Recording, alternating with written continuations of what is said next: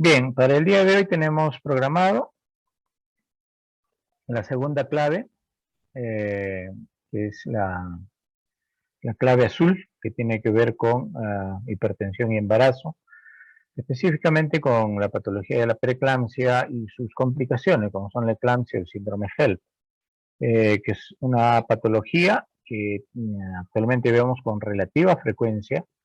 Actualmente en el hospital tenemos 2 pacientes hospitalizadas en nuestra área de vigilancia obstétrica intensiva que han regresado de la unidad de cuidados intensivos, bueno, ya una vez resuelto su problema mediante la extracción del feto y la placenta. Y que felizmente están evolucionando favorablemente y seguramente ya en el transcurso de, no sé si hoy día o de repente mañana ya deben estar serán dadas de alta, ¿no? Entonces, vamos a hablar de esto, que es muy importante y que produce también con relativa frecuencia mortalidad en nuestra región. Y es la primera causa actualmente de mortalidad a nivel de Lima, aunque a nivel nacional todavía sigue siendo la mortalidad por hemorragia, pero en Lima ya la primera causa, no es tanto por hemorragia, sino es por complicaciones de la hipertensión y el embarazo. Muy bien. Para mencionar de que, bueno,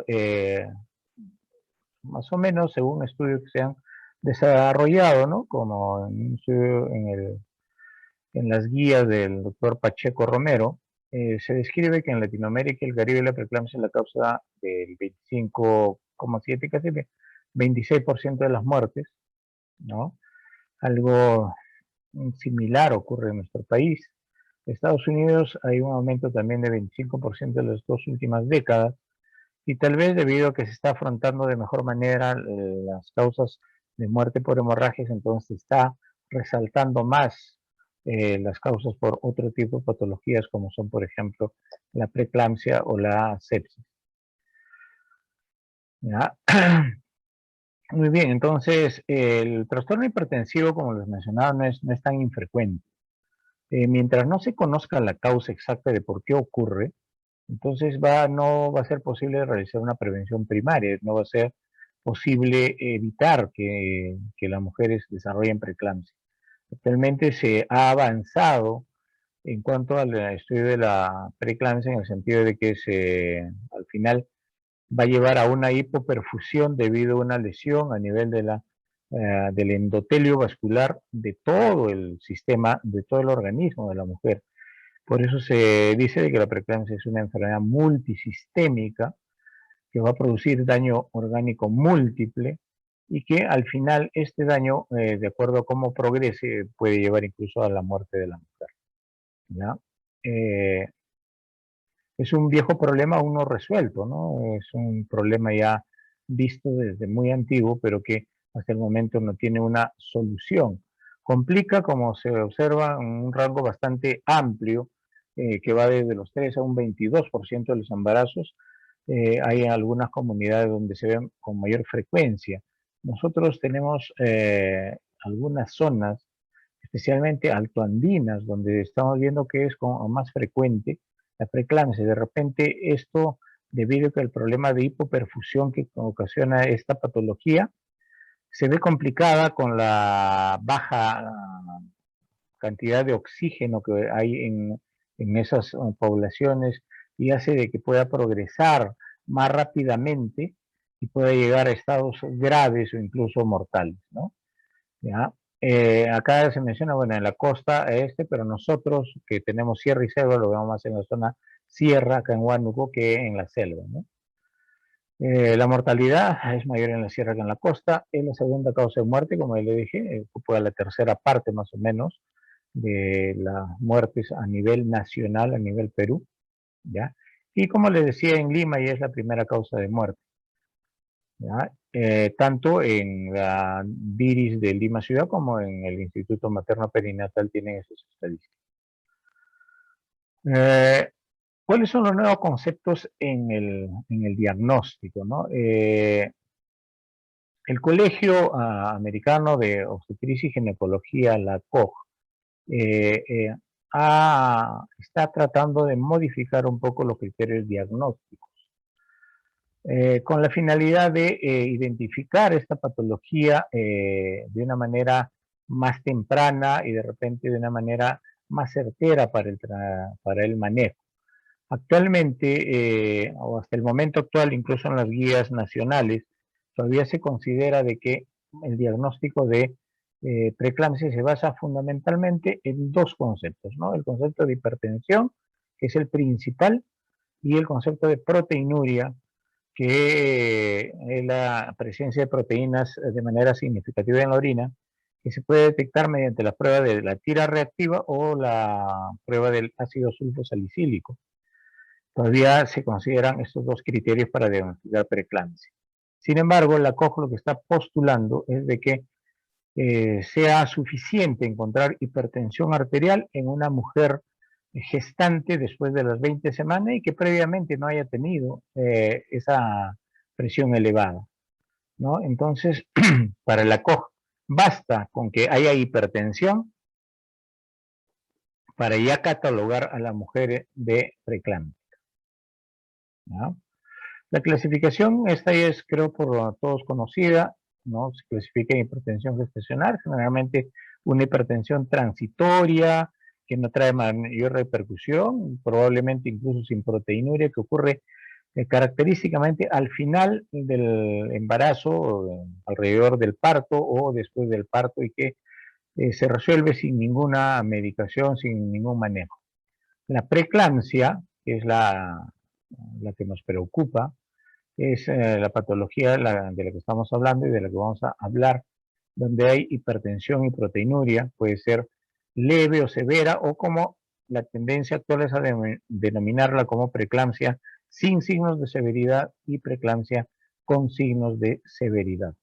El síndrome HELP y la eclampsia, que son complicaciones de la preeclampsia, es decir, inician con los cambios fisiopatológicos de la preeclampsia, pero en algunas mujeres tampoco se sabe a qué se debe, es que pueden hacer este tipo de complicaciones que usualmente llegan a ser fatales en un gran porcentaje que supera muchas veces el 50% de los casos.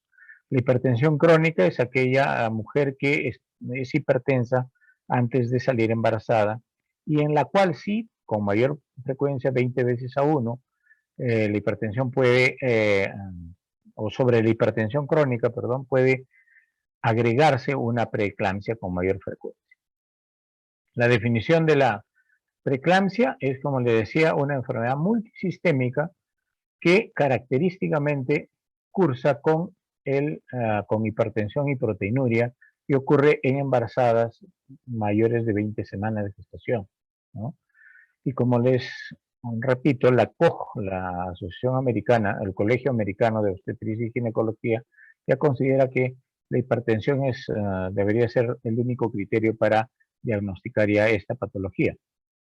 Decimos que es hipertensión cuando la presión arterial sistólica está más de 100, mayor o igual a 140, o la diastólica mayor de igual a 90 milímetros de mercurio, medida en dos oportunidades con al menos 4 horas de diferencia. Entonces, este criterio debemos hacerlo, no basta una sola medida para que me digan, ¿sabe qué? Mi gestante tiene 140-90 y por lo tanto, doctor, ya usted dijo que eso es preeclampsia, entonces le estoy llamando porque lo voy a referir porque es preeclampsia. No, eso no es así. Si está en ese rango, uno debe esperar por lo menos 4 horas, ponerle en reposo, ¿no? O pedirle de que venga al día siguiente, de repente vino corriendo y de frente le tomaron la presión. Entonces, en condiciones adecuadas, en posición sentada, en el brazo derecho, con un reposo mínimo de 15 minutos, que no haya tenido pues una discusión con el marido 5 minutos antes de pasar al consultorio, ¿no? Entonces, son cositas que tenemos que ver antes de catalogar de hipertensa a una paciente. Si cumple el criterio de hipertensión, más de 140/90 en dos tomas con un intervalo de 4 horas entre ellas, entonces catalogamos de que sí ya hay una hipertensión arterial y encontramos proteinuria en una tira reactiva con el prueba de ácido sulfosalicílico, entonces diagnosticamos preeclampsia, ¿no? Hasta el momento todavía se necesitan las dos. La propuesta de la COG todavía no es asumida por el MINSA y todavía no está en nuestras guías.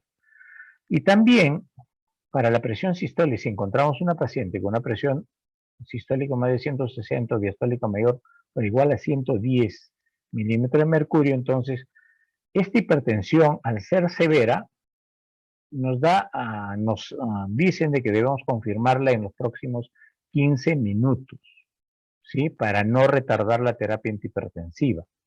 Entonces, si encuentro una hipertensión severa, entonces ahí sí no le digo, ¿sabe qué? Ven mañana para volverte a tomar o dentro de 4 horas te voy a volver a tomar. No, en ese rato la ponemos en reposo, sentadita la paciente o en decúbito lateral izquierdo durante 15 minutos, que se tranquilice, respire bien, ¿no? Y le volvemos a tomar. Si persiste la hipertensión severa, entonces tenemos que dar ya una terapia antihipertensiva, que es la única condición para dar esta terapia antihipertensiva, ¿ya? Hay otros estudios hechos en otro tipo de sociedades, como la Sociedad Internacional para el Estudio de Hipertensión y Embarazo, donde mencionan que solo es necesaria la presión arterial diastólica, que sea 90 o más, en 2 mediciones con 4 horas de diferencia. Entonces le da más importancia a la tensión diastólica, que tiene que ver más que nada con la fisiopatología de la preeclampsia, que es aquella en la que está incrementada la resistencia vascular periférica. Y la diastólica tiene que ver con la resistencia vascular periférica, mientras que la sistólica tiene otra variación, tiene que ver más con el gasto cardíaco, o sea, el volumen que va a expulsar el corazón en un minuto, ¿no? Entonces, tiene que ver con la fuerza de contracción del corazón, puede alterarse por patologías propias del corazón o patologías propias de los grandes vasos. Entonces, algunos recomiendan de que para preeclampsia más nos debe interesar la diastólica que la sistólica, ¿ya? Este es el mismo cuadro que ya vimos, ¿sí?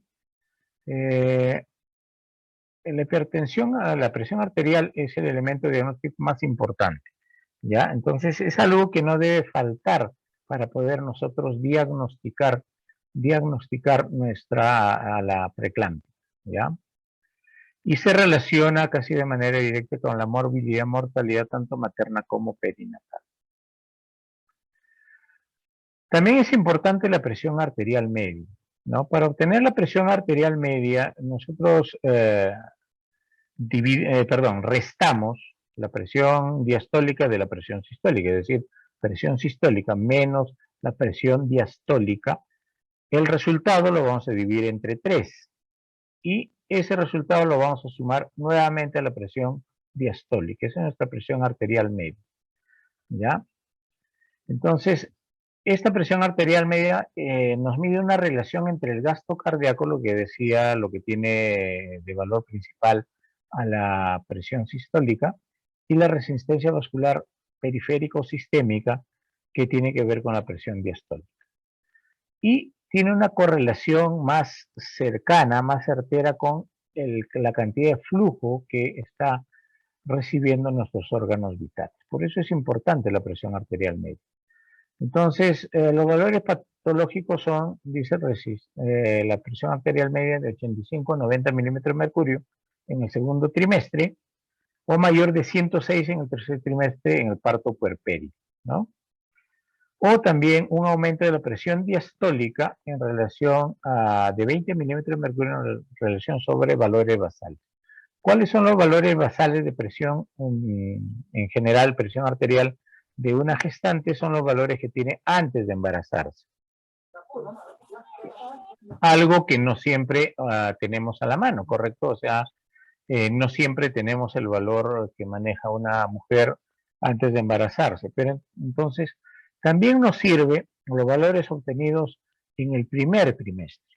En el primer trimestre. Entonces, si tenemos datos de presión arterial obtenidos antes de la semana 13, entonces eso nos puede servir como valor basal para ver si hay un incremento de 20 milímetros de mercurio en algún momento del embarazo sobre ese valor, para nuestra presión arterial media. Hay que recordar cómo es en realidad la variación de la presión arterial en general durante la gestación. Durante el primer trimestre, ¿no? Hasta la semana 13 más o menos, se mantienen valores como si no estuviera embarazada todavía. Y luego, en el segundo trimestre, hay una disminución importante de hasta 15 a 20 milímetros de mercurio de la presión arterial, principalmente diastólica, y luego en el tercer trimestre, a partir de la semana 31, hasta el término del embarazo, nuevamente recupera los valores iniciales. ¿Ya? Entonces, por eso le decía, es importante como presión basal el primer trimestre. ¿Ya? Las fibras tensionales en el primer trimestre en 120-80 no definen un diagnóstico de hipertensión arterial crónica, pero sí establecen el riesgo para su aparición y determinan un seguimiento estricto. Nosotros sabemos ya por experiencia de que las mujeres en nuestra región, por ejemplo, manejan presiones más bien tendientes a la baja, son hipotensas, como se dice, constitucionales, o sea, ya de naturaleza, y tienden también a tener bradicardia, ¿no? Especialmente en zonas altoandinas, las mujeres tienden a tener una frecuencia cardíaca de 54, 56, 60, y sus cifras tensionales son 90-60 o hasta 80-50 como normales, ¿ya? Como normales. Entonces, encontrar en ellas, por ejemplo, una presión al inicio del embarazo 120-80, no nos dice de que ya sea una hipertensa crónica, pero sí nos dice que hay que hacerle un seguimiento estricto a esa mujer porque sí tiene algún riesgo de desarrollar esta patología. Con relación a la proteinuria en la gestación, definimos de que hay proteinuria cuando hay más de 300 miligramos de proteína en orina de 24 horas o de 180 miligramos por decilitro en una orina tomada al azar, ¿no? Sabemos de que la proteinuria existe, o sea, toda persona, esté gestando o no, hombre o mujer, va a presentar eliminación de proteínas cuando, por ejemplo, ha ingerido una alta carga de proteínas. Se toma su ponche de huevo, de ahí se come su bistec con huevo frito y después toman, no sé, un jugo de fresa con leche, bueno, ahí van a tener pues una alta cantidad de proteínas y podría salir una prueba cualitativa de repente positiva, ¿no? Entonces, es variable, pero esto nunca debe superar las 300 miligramos en orina de 24 horas, eso sí es patológico, o si hay una sola muestra de 180 miligramos por decilitro en una sola muestra al azar, ¿ya? También es importante conocer que la eliminación de proteínas en la orina durante el embarazo existe, aumenta durante el embarazo porque hay un aumento de la tasa de filtración glomerular y una disminución en la tasa de reabsorción tubular. Eso es algo fisiológico, pero no debe llegar a los valores que ya mencioné. Esta es la prueba del ácido sulfosalicílico, es una prueba cualitativa, ¿sí? Cualitativa, en la cual se correlaciona con ciertos niveles de proteinuria, como les decía, ¿no? De proteinuria, que son ya significativos, están en un rango de 2 o 3 cruces. Una cruz nos podría hacer sospechar de que lo que le decía, de que tuvo una carga en algún momento de proteína. Es importante preguntarle qué alimentos ingirió en las últimas horas y que pudieran explicar, ¿no? Ello, pero si está asociado ya una cruz de proteinuria en la prueba cualitativa de ácido sulfosalicílico asociado a una hipertensión, entonces ahí sí ya estaríamos hablando de preeclampsia, ¿ya? Esta prueba creo que está en todos los establecimientos de primer nivel, está al alcance de todos ustedes, y si hay alguien que no lo tenga, creo que la DIRESA les podrá proporcionar, salvo un error mío. Otra forma son las tiras reactivas, de repente no tienen el ácido sulfosalicílico, pero sí tienen las pruebas reactivas. Entonces, mide varios parámetros, dentro de ellos está la cantidad de proteínas y es un papel de tornasol que va a virar de acuerdo a la cantidad que haya. Cuando los valores alcanzan 2 cruces o más, entonces hablamos de una proteinuria significativa y en el rango de la preeclampsia, ¿ya? El edema ya ha dejado de ser un criterio diagnóstico para para la preeclampsia. Antes se consideraba el edema como la parte de la triada del diagnóstico, actualmente ya no. ¿Por qué? Porque aparece clínicamente en mujeres normales, un edema pretibial es común y sin embargo sin ser patológico, ¿no? Entonces, de todas maneras, no debemos perder la importancia que tiene, porque en un 80% de preeclámpticas sí lo manifiesta, me estoy hinchando, ¿no? Vienen, se me hinchan los pies, que ya no solamente es pretibial, sino llega ya a las piernas de repente, peor si llega a muslos, o a la cara, a las manos, entonces ahí sí hay que tomarle mucha importancia, ¿no? Eh, por lo tanto, las ganancias ponderales anormales nos deben hacer sospechar de que nuestra gestante está desarrollando edemas. No olvidemos de darle la importancia a las curvas que todavía tienen las historias perinatales, esas curvas en las cuales registramos el peso de nuestra gestante y vamos poniendo los puntitos y al final los unimos con una línea. Debemos darle la importancia si vemos de que de un control a otro está la pendiente se hace más pronunciada, es decir, esa mujer probablemente está haciendo edema, aunque no se manifieste todavía de manera externa, ¿ya? Y la presencia de ascitis nos dice de que hay un edema ya de 4 cruces. Bueno, acá la lámina está mal, el denominador del edema debe ser solo 2 cruces, porque el valor normal es, perdón, debería ser 0. El valor normal es de que no haya edema y debería ser 4 cruces sobre 0, ¿no? Que se presenta en caso de preeclampsia severa. Hablar de la etiología de la preeclampsia es entrar en el terreno de las teorías y de las elucubraciones, ¿no? No se conoce, se habla de factores genéticos, inmunológicos, nutricionales, etcétera, hasta infecciosos, ¿no? Infecciones virales que puede haber tenido, que les haya producido una alteración a nivel celular, porque hasta ahora no se conoce. Lo que se conoce es de que hay una disfunción endotelial que va a producir vasoconstricción e hipercoagulabilidad, ¿no? Eso es lo que se conoce. ¿Y a qué se debería? Se debe principalmente a una mala invasión del trofoblasto hacia las arterias espirales del útero. Eso es lo que se conoce por estudios ya histopatológicos desarrollados en mujeres que han fallecido a consecuencia de esta enfermedad, ¿no? Entonces, que van a dar una serie de alteraciones como la hipertensión arterial, producen lesión a nivel de glomérulos, por eso empieza a perder proteínas, empieza a haber alteración multisistémica, como les decía, a nivel de la formación de los elementos formes de la sangre, por eso hay trombocitopenia o plaquetopenia.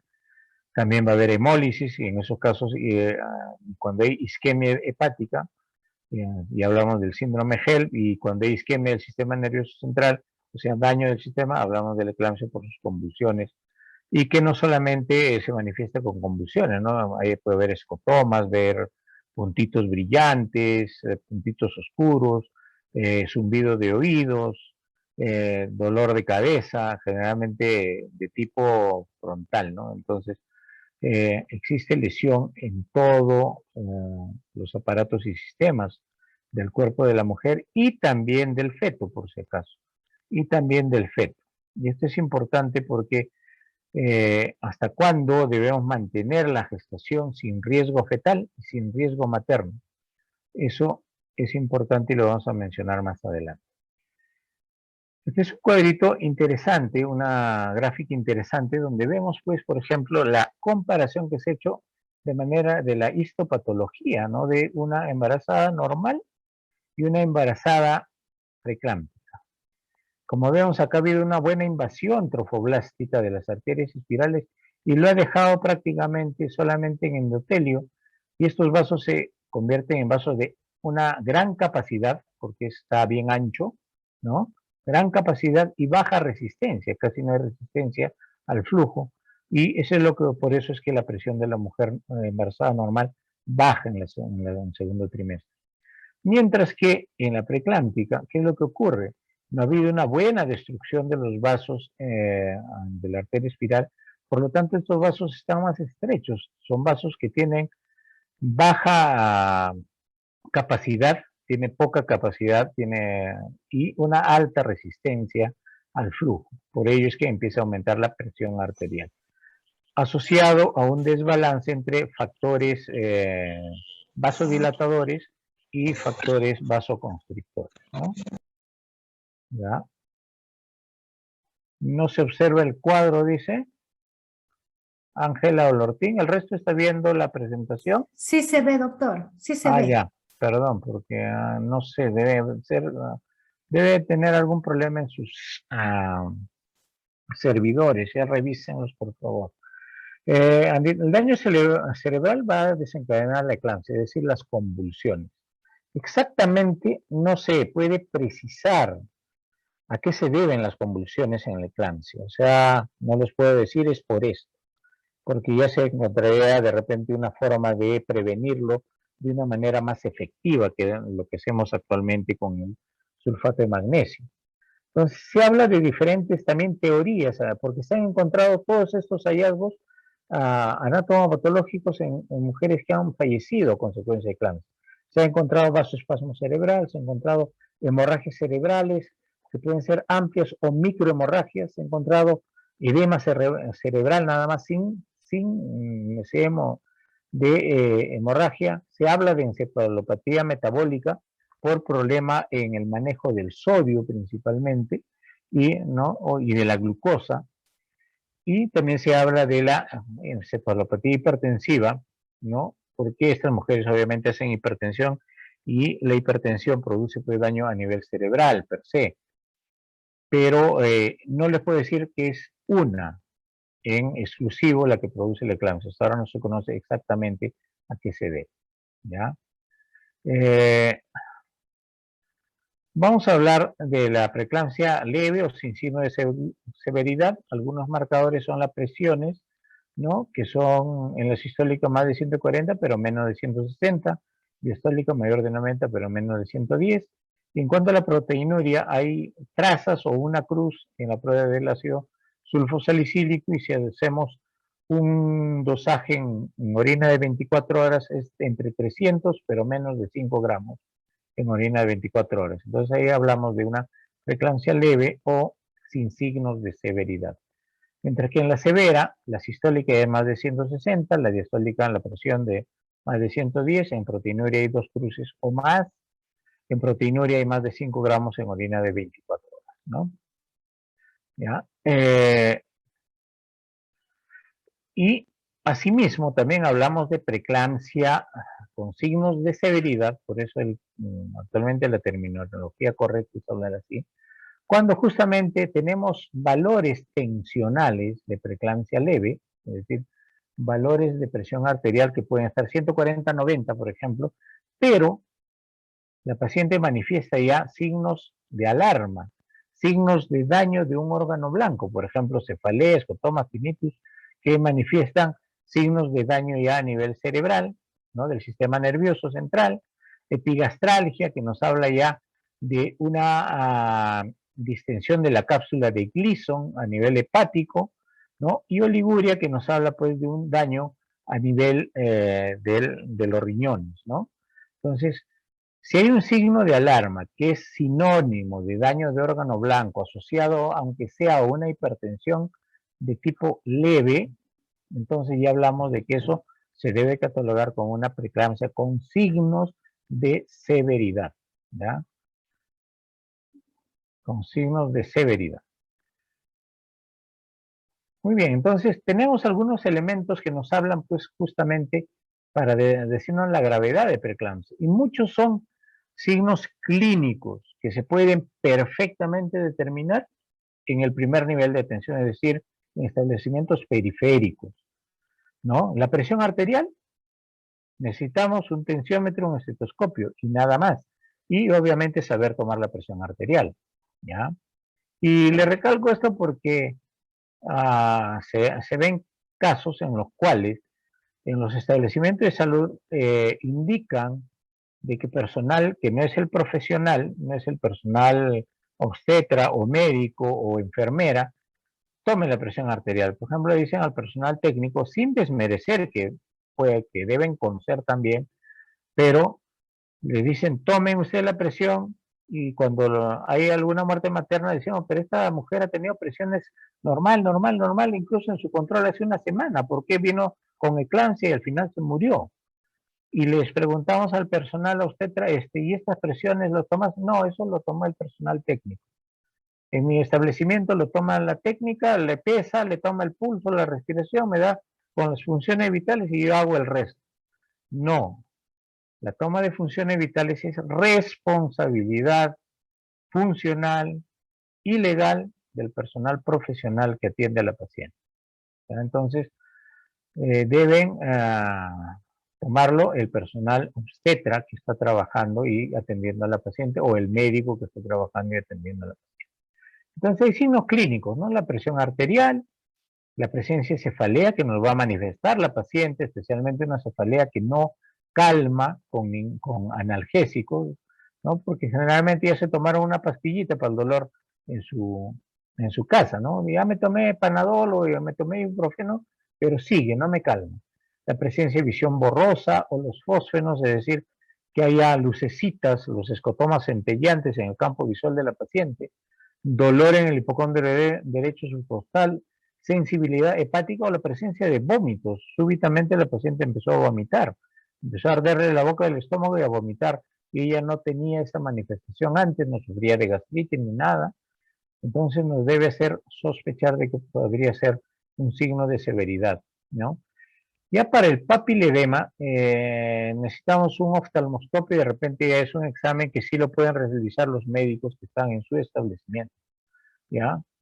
El clonus es una prueba que nos dice de que hay una hiperreflexia mayor a 3 cruces. El clonus es el equivalente a 4 cruces de hiperreflexia. Me indica una irritación cortical severa, es decir, una irritación del cerebro, y que en cualquier momento esa mujer va a empezar a convulsionar. Es un signo inminente de que va a convulsionar esa mujer. ¿En qué consiste el clonus? Bueno, es cuando uno presiona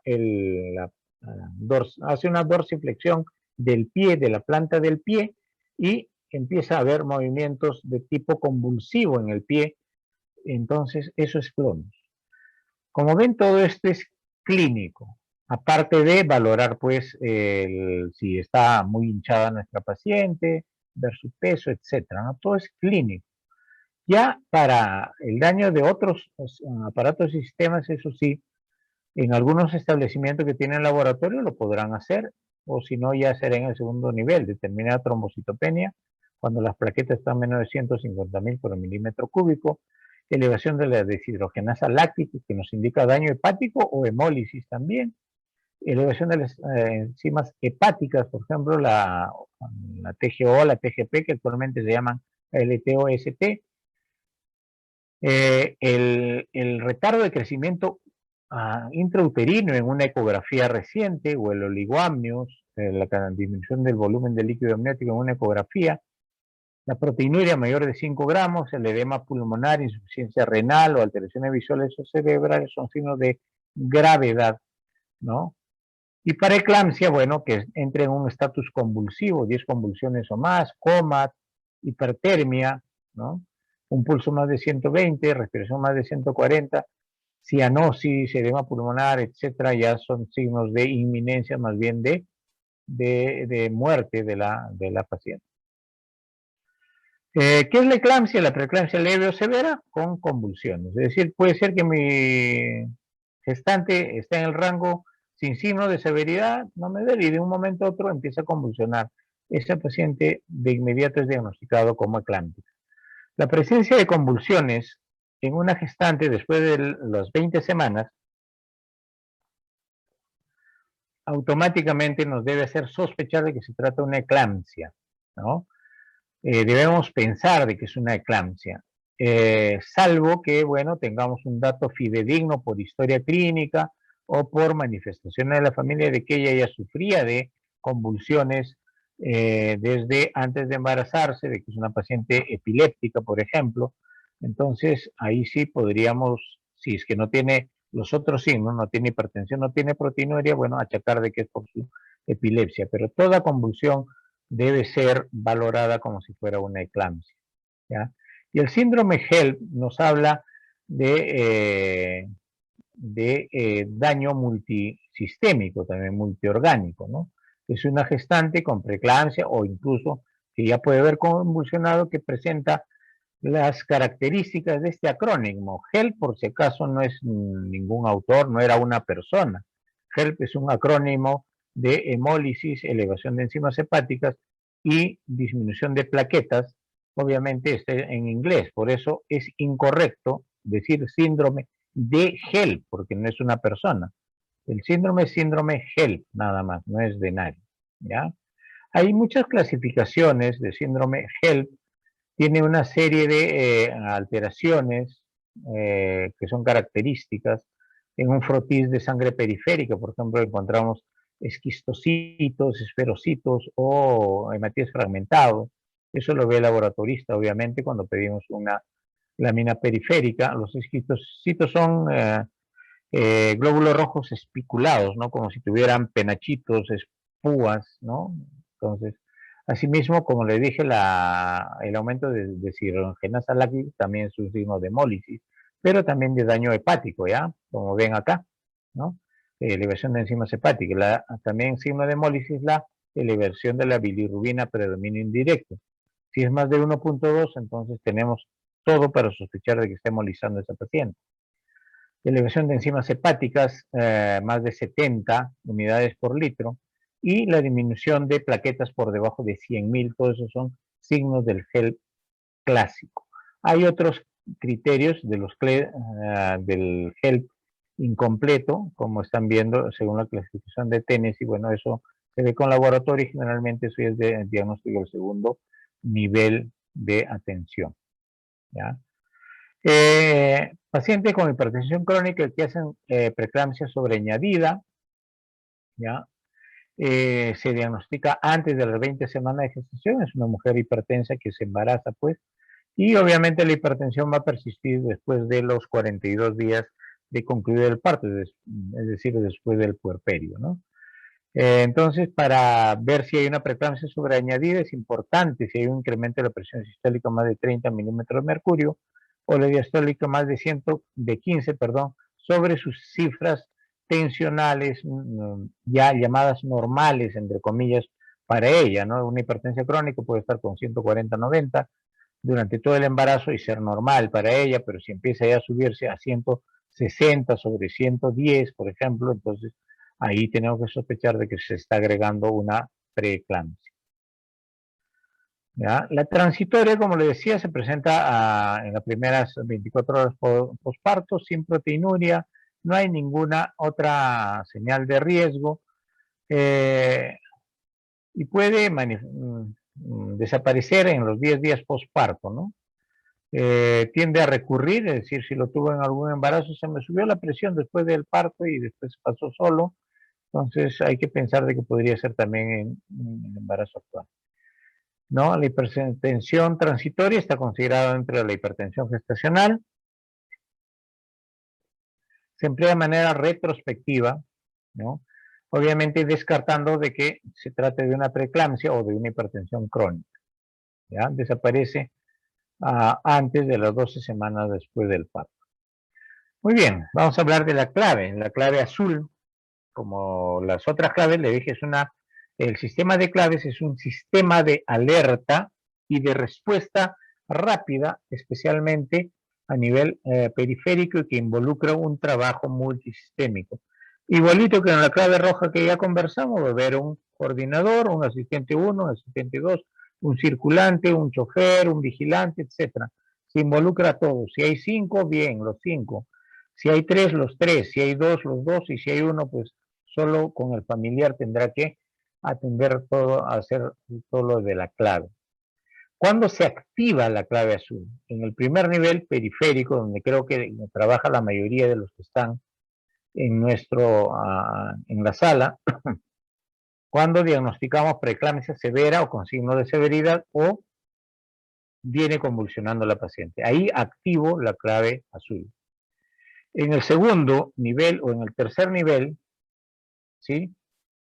Vamos a activar la clave azul y este es para los que de repente hay alguien del showing escuchando, ¿no? O del hospital regional. Se va a activar cuando encontremos una preeclampsia severa o con daño de órganos o también venga convulsionando la paciente. ¿Ya? Entonces, ¿cómo es el manejo?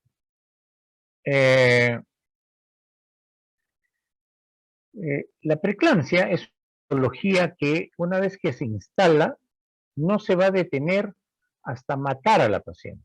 Quiero que tengan ese concepto presente, es decir, una mujer a quien le diagnosticamos preeclampsia, no hay ningún medicamento hasta ahora todavía encontrado por la ciencia que va a detener a la preeclampsia. Quiero que tengan ese concepto. Una vez instalada, va a seguir progresando hasta matar a la mujer o hasta el momento del parto. Y existe una forma de curar, de terminar esta patología, sí, y se llama parto. Es decir, el nacimiento del bebé y la extracción de la placenta y todos los tejidos que conforman la placenta, es decir, no debe quedar restos placentarios, entonces eso cura la preeclampsia. Y así como progresó, una vez después del parto, esto va a empezar a declinar. Existen mujeres que progresan lentamente y hay mujeres que progresan rápidamente. Esa es la diferencia, ¿ya? Entonces, esta patología tiene daño multisistémico. Por lo tanto, el diagnóstico no puede ser rígido, circunscrito solamente a una cosa, ¿no? Y la preeclampsia es un proceso dinámico, como les digo, va a progresar. Entonces, decir preeclampsia leve, que ahora ya se desaconseja, se dice preeclampsia sin signo de severidad hoy día, pero de repente mañana ya se asoció cefalea, epigastralgia, entonces ya cambió de leve a severa o con signos de severidad. Aparecieron signos de severidad, ¿ya? Entonces, esto de leve solo se aplica en el diagnóstico de la preeclampsia porque no sabemos cómo va a ir el progreso de esta paciente, ¿ya? Este es el cuadrito que deben tener en todos los establecimientos de salud sobre la clave azul, ¿no? Que es el manejo de la preeclampsia y vemos de que cada uno de los actores tiene algún rol que cumplir, ¿ya? Este es un protocolo que está también en las guías y es de todo conocimiento. Hay recursos humanos, perdón por la transparencia, bueno, me lo han pasado así, donde existe una serie de medicamentos en el kit que deben tener todos. ¿Cómo es el manejo? Una vez diagnosticada una preeclampsia severa, que es cuando se activa la clave azul, no ante una preeclampsia sin signos de severidad, ¿ya? Si ustedes detectan en su establecimiento periférico una preeclampsia sin signos de severidad, solo es hipertensión y de repente una cruz en el sulfo salicílico o una cruz en la tira reactiva de proteinuria, entonces lo que deben hacer es de inmediato, ¿no?, coordinar para que esa paciente se le haga sus estudios de daño de órgano blanco, es decir, debe ser referida para estudios de laboratorio para que le hagan su, actualmente llamamos batería de preeclampsia, ¿no? Es decir, le midan sus bilirrubinas, sus deshidrogenasas lácticos, sus transaminasas, si es posible una proteinuria de 24 horas, y determinar si hay algún signo de daño de órgano blanco, ¿ya? No es para referir de inmediato por emergencia si no tiene signo de severidad, pero si diagnosticamos una preeclampsia con signo de severidad, o peor, si viene convulsionando, entonces de inmediato activamos nuestra clave azul. Convocamos a todo el equipo y decimos, se activa clave azul. Y ahí el coordinador asume su lugar, ¿no?, junto al útero, el asistente 1 junto a la cabeza y el asistente 2 en los miembros, en uno de los miembros para canalizar las vías. Entonces, ¿qué es lo que se hace? colocar 2 vías, catéter número 18, infundir cloruro de sodio al 9 por 1000, 600 centímetros cúbicos, o una forma más exacta es infundir 10 centímetros cúbicos por kilo de peso de su paciente de manera rápida, ¿ya? Y luego vamos a iniciar el protocolo de sulfato de magnesio, ¿ya? ¿Cómo es el protocolo de sulfato de magnesio? Es colocar 5 ampollas de sulfato de magnesio al 20%, ¿sí? Que van a ser en total 10 gramos de sulfato de magnesio en 1 litro de cloruro de sodio, ¿ya? De esa solución vamos a pasar en 20 minutos 400 centímetros cúbicos. Estamos también acá hablando de nuestra hora de oro. Entonces, en los primeros 20 minutos que hemos recibido a esta paciente y hecho el diagnóstico de preeclampsia con signo de severidad, de inmediato activamos la clave azul y canalizamos 2 vías por una. Estamos pasando cloruro de sodio 10 centímetros cúbicos por kilo de peso, goteo rápido o a chorro. En el otro canalizamos 1 litro, disolvemos 1 litro de cloruro y disolvemos 5 ampollas, o sea 10 gramos de sulfato de magnesio, y vamos a pasar en 20 minutos 400 centímetros cúbicos. ¿Qué vamos a monitorizar para evitar una intoxicación por magnesio en nuestra paciente? Frecuencia respiratoria, que nunca debe ser menos de 14. Siempre debe ser la frecuencia respiratoria más de 14, lo que tenemos que vigilar. Reflejos osteotendinosos siempre deben existir. Siempre deben ser 2 cruces, ¿no? Si empieza a ser una cruz ahí hiporreflexia, o peor, si hay arreflexia, no hay respuesta, significa que se está intoxicando con el magnesio. Controlar la diuresis materna, que debe ser mínimo 0.0 centímetros cúbicos por hora, por kilo de peso, ¿no? Es decir, mínimo 30 centímetros cúbicos por hora, o 30 mililitros por hora, ¿no? Acá, bueno, han puesto 40, que sería lo ideal, ¿no? O hay alguna alteración del sensorio. Cuando se intoxican con el magnesio tienden a tener somnolencia, a querer quedarse dormidos. Entonces, esto se va a manifestar por oliguria, hiporreflexia, paro respiratorio, alteración del sensorio, y en ese caso debemos administrar su antídoto, que es gluconato de calcio al 10%, intravenoso diluido en 20 centímetros cúbicos de manera rápida, ¿no? Una ampolla de gluconato trae 10 centímetros cúbicos, y lo cargan con cloruro hasta 20 y eso le colocan, ¿no?, de manera rápida directamente a la vena a la paciente para contrarrestar el efecto del magnesio, ¿no? Asimismo, si nuestra paciente está con presión muy elevada, ¿sí?, está haciendo una hipertensión severa, podemos administrar, bueno, acá se menciona todavía metildopa. Si no tienen otro antihipertensivo, es correcto, pueden administrar metildopa, 1 gramo, ¿no? Cada 12 horas, no creo eso de cada 12 horas, porque ustedes ya van a referir a la paciente, no la van a tener más que 1 hora en su establecimiento y luego el tiempo que transcurra hasta llegar al segundo nivel, ¿ya? Entonces sería 1 gramo, una sola dosis, pero de preferencia los antihipertensivos de elección en preeclámptica son el nifedipino o el labetalol. Actualmente, bueno, en nuestro medio ya tenemos labetalol de 5 miligramos, se tiene en ampolla, una sola ampolla trae 5 miligramos, y se debe colocar el labetalol diluido, ¿no?, en 20 centímetros cúbicos y colocarlo en 5 minutos. Es decir, es una administración lenta. O en un Volutrol, bueno, lo diluyen y lo pasan en 5 minutos. No debe ser colocado en bolo el labetalol, ¿ya? O lo que está más a la mano, 10 miligramos, vía oral de nifedipino, ¿ya? El nifedipino ya no se usa sublingual porque produce muerte fetal. Entonces, nifedipino vía oral, ¿ya? Una tableta. Colocar oxígeno binasal a 3 litros por cánula binasal a 3 litros por minuto, dependiendo de la saturación. Ya sabemos de que la saturación debe estar siempre mayor de 95%. Ya control de las funciones vitales maternas, control obstétrico, dinámica uterina, latidos fetales, volumen de diuresis horaria durante todo el trayecto. Anteayer, en la reunión anterior, hablamos de que si estamos trasladando y voy a demorar 4 horas, tendré que hacer parar no siquiera 3 o 4 veces a la ambulancia para controlar mi diuresis cada hora.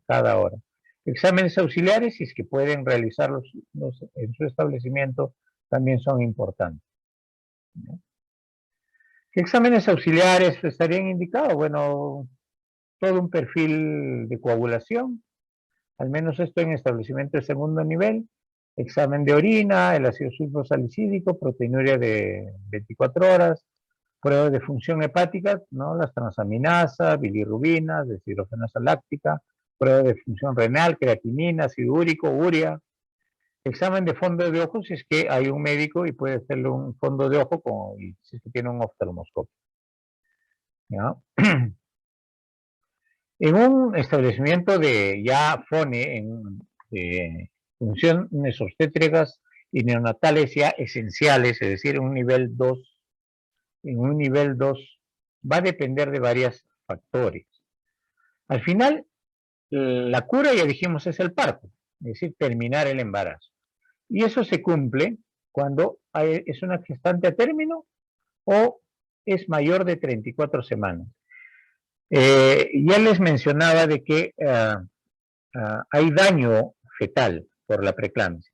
Entonces, y hay un consenso entre neonatólogos y ginecólogos de que la mejor edad gestacional para terminar el embarazo en una preeclámptica severa, con signos de severidad, es a las 34 semanas.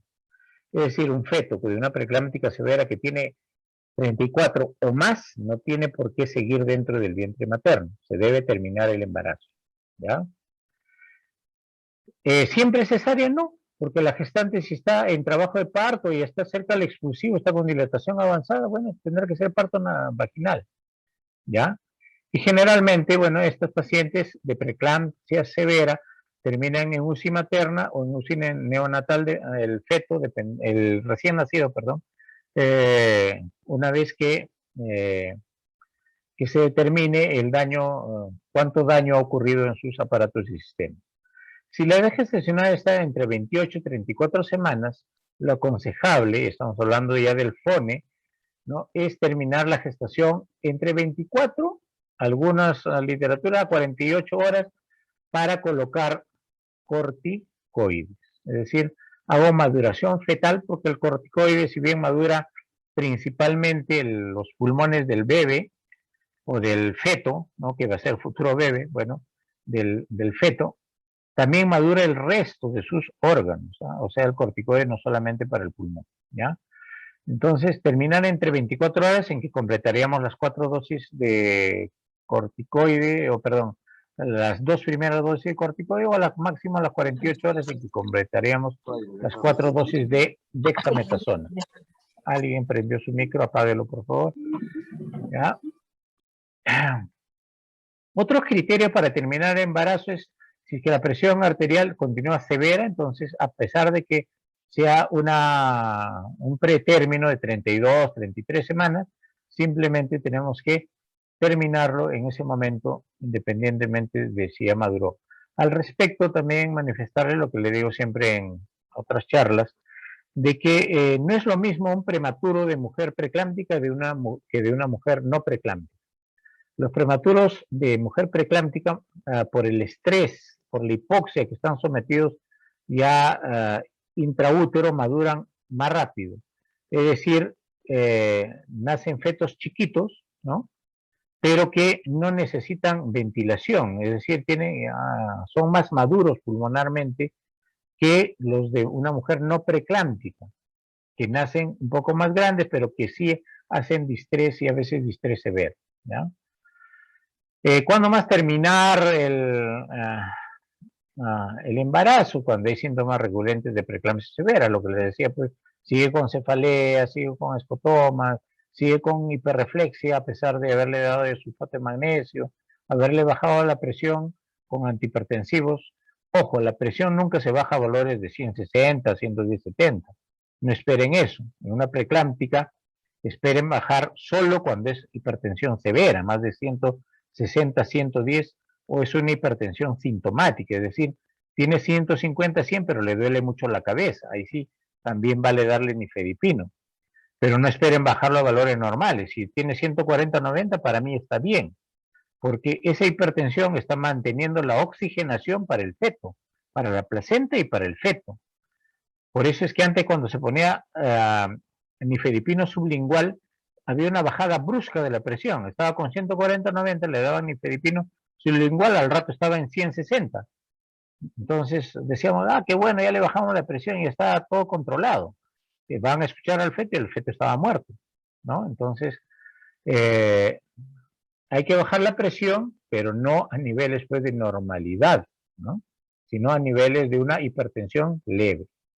Resistencia de trombocitopenia, edema pulmonar, es decir, complicaciones que hay daño de órgano blanco en caso del feto para sacarlo de inmediato. Cuando hay alteración a nivel del Doppler, hay retardo de crecimiento o oligomio severo. ¿Ya? En la eclampsia lo mismo, debe ser referido, se activa la clave azul, se hace el mismo manejo que en la preeclámptica severa, pero para controlar las convulsiones, el antihipertensivo indicado es el sulfato de magnesio. Se debe administrar 6 gramos, no 400, sino 600 centímetros cúbicos en 20 minutos, ¿ya? 600. Y la dosis de mantenimiento en una eclampsia es 2 gramos por hora, es decir, es a 60 gotas por minuto durante el trayecto. Mientras que en una preeclampsia severa es 1 gramo por hora, 30 gotas por minuto de la solución que hemos preparado, ¿ya? Si está con hipertensión severa, igual damos nifedipino, pero el sulfato de magnesio sí es mandatorio en la eclampsia. ¿Qué pasa si sigue convulsionando a pesar de los 6 gramos? Le aumentamos 2 gramos más, ¿ya? 2 gramos más, 200 más en 20 minutos, en los siguientes 20 minutos, y ahí paramos. Si sigue convulsionando, lo único que se tiene que hacer es colocarle almohadas a los costados de la camilla para evitar de que pueda sufrir un traumatismo a la paciente. No coloquen nada dentro de la boca de la mujer que está convulsionando, ¿sí? No coloquen nada, no traten de colocarlo mientras está convulsionando porque pueden perder un dedo ustedes. Ya deben, si ya ha dejado parado la convulsión, pueden ponerle un tubo de mayo para una mejor ventilación si es que ha perdido el conocimiento, pero nada más. No traten de colocarle pañuelos, una correa o cualquier otra cosa, ¿ya? Simplemente eviten que se golpee. En los casos de, bueno, esto ya lo vimos, generalmente el parto en una eclámptica el término es por cesárea, ¿no? A pesar de que puede estar en trabajo de parto, salvo que esté en expulsivo, entonces se puede indicar un parto vaginal instrumentado, ¿no? Que viene completa, coronando, entonces así sea una eclámptica, ya no la pasamos a sala de operaciones, sino a sala de partos, y podemos utilizar un vacuum extractor, que sería lo mejor, o colocar las paletas, no para extraer al feto, ya no usamos ya prácticamente eso, ¿no? Pasan a UCI estos pacientes durante un tiempo variable, puede ser un día, puede ser hasta 3, y en algunos casos si está en coma de repente más. Y el feto, una vez, el recién nacido, perdón, pasa ya a la UCI neonatal. ¿Ya? Si hay convulsión recurrente, nuevamente administrar 2 gramos más de sulfato de magnesio, como le digo, y ahí paramos. ¿Ya? Los diagnósticos de la hipertensión, ¿no? ¿Cuándo debe terminarse el embarazo? En caso de preeclampsia leve, severa, si ya tiene más de 34 semanas, feto debe estar ya afuera. O sea, una preeclámptica mayor de 34 semanas en grado severo no debe estar, ¿ya? Si es una hipertensa crónica, a las 37 semanas. Si es una hipertensa crónica con preeclampsia, a las 34 semanas. Si es una hipertensión gestacional tardía, a las 37 semanas debe concluirse la gestación, ¿ya? Bueno, a este cuadrito le pueden poner a personal que está muy estresado en su establecimiento, entonces le pegan esto y si están estresados empiecen a golpear ahí la cabeza hasta que les pase el estrés. Muy bien, muchas gracias. Si es que hay alguna pregunta, estoy a su disposición.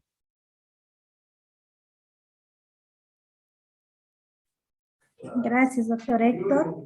¿Pregunta alguna duda? Por favor, me lo hacen directo, abriendo su micrófono, o en todo caso por el chat también. Si son tímidos de hablar, entonces por el chat. No, Gabriela, no coma sola, por favor, invita. Gabriela Cabrera. Doctor Héctor, bueno, aprovecharé Dime. mientras los colegas están pensando qué preguntas hacer. Sí. Bien, solamente recalcarles a todos, no generar o hacer una vez que se recibe la paciente, a la gestante con cualquier de estos diagnósticos, preeclampsia leve, severa, eclampsia, hacer una historia adecuada, completa. Eso es donde estamos fallando, ¿no? Y no solamente para este caso de clave azul, sino para la clave roja también, ¿no? Hay mucho descuido en el llenado correcto y completo de la historia clínica, que debe ser con letras legibles, ¿no? Entonces, y poner lo que realmente se está haciéndose en el establecimiento del primer nivel.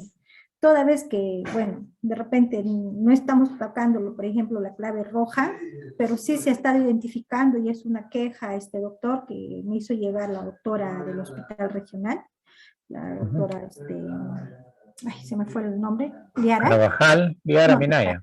Liara, Minaya.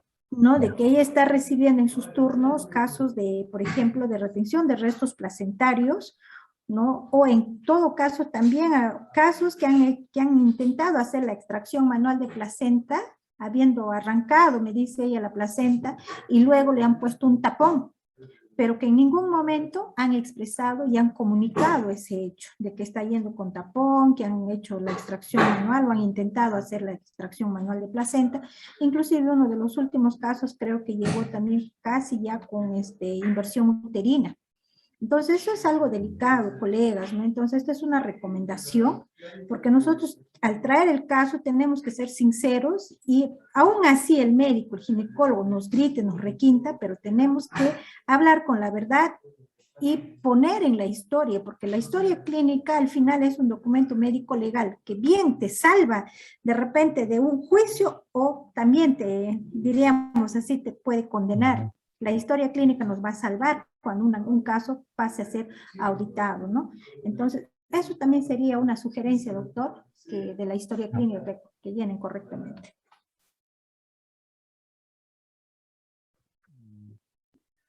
Ya.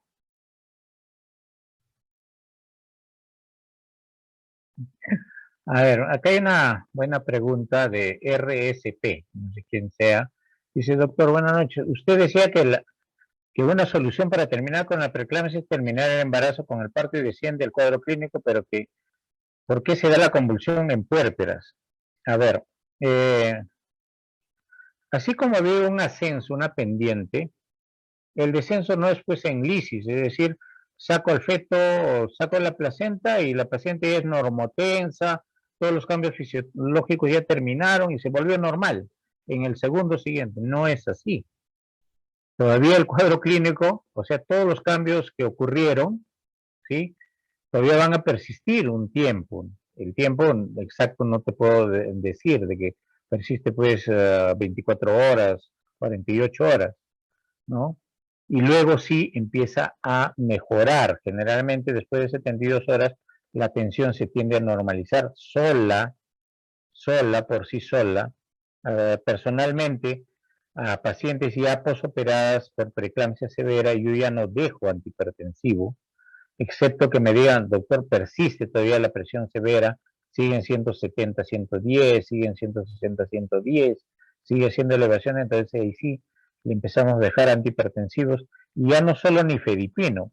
En unidad de cuidados intensivos, por ejemplo, utilizan otro tipo de antihipertensivo como los inhibidores ECA, ¿no? Que pueden ser el captopril, enalapril, u otro antihipertensivo, que puedan, o incluso hasta en hipertensiones severas que son rebeldes, que llegan a más de 200 la sistólica, entonces puede utilizarse hasta nitroprusiato de sodio, porque una vez ya extraído al feto, la mujer ya puede recibir cualquier antihipertensivo, ¿no? No damos en gestación, está prohibido dar inhibidores ECA, nadie se le ocurriría dar a una gestante captopril o enalapril, porque le va a dañar al feto, incluso lo puede matar, ¿ya? Y de igual manera, ¿no? Los anticonvulsivantes durante la gestación solamente es el sulfato de magnesio, no debe utilizarse otro. No debe colocarse diazepam, por ejemplo, a una mujer que llega convulsionando porque puede deprimir severamente al feto, provocarle un paro respiratorio intraútero y el feto llega muerto. Entonces, ya, pero una vez que nace y si presenta convulsiones postparto o persisten las convulsiones, entonces incluso se puede utilizar otro tipo de anticonvulsivantes, ¿no? Valproato, fenitoína, qué sé yo, eso, y eso lo manejan los médicos de cuidados intensivos, por ejemplo, ¿no? Entonces cambia ya incluso la medicación. Entonces no es así automático una vez terminado el embarazo, pero lo que sí se sabe es eso, de que el parto al final termina con la preeclampsia. ¿Existen casos, como menciona, de convulsión, de eclampsia puerperal? Sí.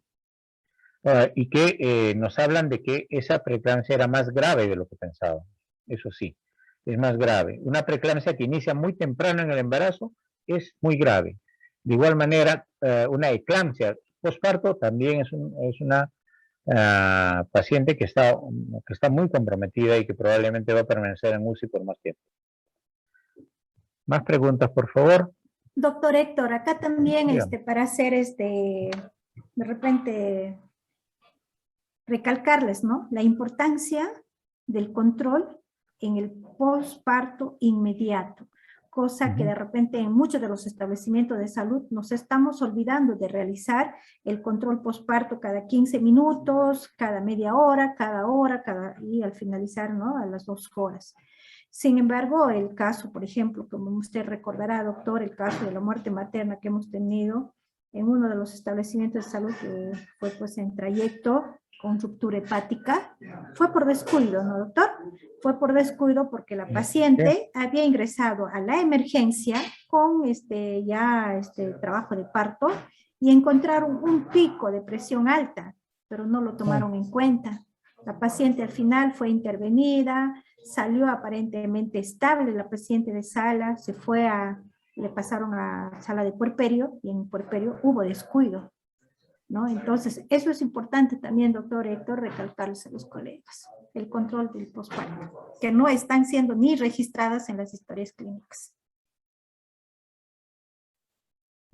Sí, en efecto, es importante pues la atención, que se tome en su debida medida la atención prenatal reenfocada, ¿no? O sea, en la atención prenatal reenfocada, por ejemplo, hablamos de que es un trabajo de múltiples actores, ¿no? Entonces, no interviene solamente el personal obstetra, sino interviene el médico, porque tiene que valorar si hay algún daño preexistente en algún otro órgano. Si bien hace un tiempo ya no encontramos, ¿no? Cardiópatas, por ejemplo, antes llegaban al hospital porque se descompensaban y resulta que era una cardiópata y que nadie durante todo el embarazo se había percatado porque nadie le auscultó, nadie encontró que tenía un soplo, ¿no? ¿Por qué? Porque no pasó al médico, o de repente si lo vio al médico y es muy descuidado, bueno, lo puede también pasar. Tiene que ver el psicólogo, el nutricionista, tiene que ver, etcétera, ¿no? O sea, una serie de actores, el trabajo es multidisciplinario. Entonces, hay que darle la debida importancia y de igual manera, en el trabajo de parto va a ir valorando, pues, cuánto tiempo está de ayuno mi paciente, si está bien hidratada, si es que la vejiga está evacuada, como mencionábamos en la reunión anterior, y no me va a dar un problema, ¿no? Durante el trabajo de parto. Y en el posparto, obviamente, es importantísimo en las 2 primeras horas, especialmente para las hemorragias posparto, ¿no? El control cada 15 minutos, las primeras 2 horas, está establecido. Incluso ahora creo las historias perinatales traen ya el cuadrito para ir registrando las funciones vitales, pero no es para llenarlo mecánicamente, ¿no? A ver, le miro, ¿estás bien? No, no sangras, ya, empiezo a copiarlo del cuarto de hora anterior. O ir recién a las 2 horas, está bien, ¿no? Y entonces empiezo a rellenar el cuadrito con valores iguales durante las 2 horas. No se trata de eso, sino de que realmente cada 15 minutos vayamos y estemos evaluando, tomando las funciones vitales del paciente, viendo la contracción del útero y viendo el volumen de sangrado. Y luego cada 30 minutos las 2 horas siguientes, ¿no? Y luego cada hora hasta las 6 horas, ¿no? Entonces, eso debe ser una rutina y una doctrina de trabajo. Hemos tenido casos, no sé si recuerda yo también, de una muerte materna por la unión post cesárea, una joven de 19 años que nadie se le acercó a evaluarla y al final cuando ya está chocada, prácticamente agónica, recién se dan cuenta, ¿no? Y había hecho una atonía uterina postparto, post cesárea y no sangraba nada para afuera, pero el útero se fue llenando y no se olviden de que el útero puede contener gran cantidad de volumen, ¿no? Contiene 3,5 kilos de feto, 700 gramos de placenta, 2 kilos más o 2 litros de líquido amniótico, sumen todo eso, entonces todo eso puede ser retenido en forma de sangre o coágulo y la paciente se muere sin sangrar nada para afuera, ¿no? Siempre y cuando no le hemos estado haciendo masajes, pues, ¿no? Entonces, hay que tener en cuenta de lo que dice Judy, ¿no? De que es importantísimo, de que el trabajo tiene que realizarse, no nos rutinicemos, no porque 100 pacientes fueron bien, la 101 puede ser que vaya mal y termine en una muerte materna. Acá hay una pregunta también de Rosario, dice, buenas noches doctor, el incremento de TGO y TGP es porque hay compromiso de órganos, exacto, ¿no? Es un marcador de daño de órgano blanco, en este caso nos habla de daño hepático, ¿no? Las transaminasas se elevan, al igual que las bilirrubinas en caso de que haya hemólisis, ¿no? Y nos está indicando de que hay daño hepático, hay daño de órganos.